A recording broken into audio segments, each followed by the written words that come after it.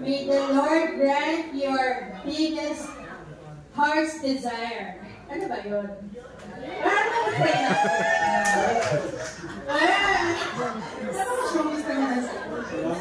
Salamat sa inyong pagbati at pagmamahal. Kahit na hindi nyo naman ako batiin, alam kong mahal nyo.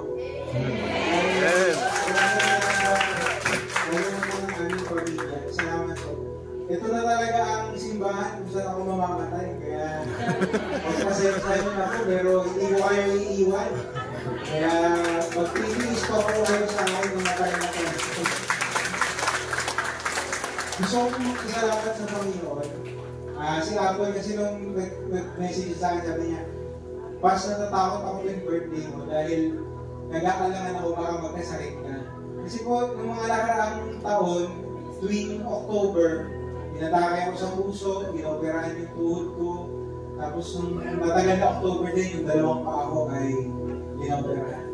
Pero this year, so far, so good.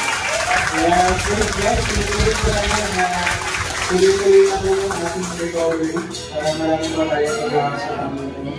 Kaya salamat po sa pananalangin niyo palagi. Mahal na mahal ko po kayong lahat. Hindi ko kailangan ng girlfriend.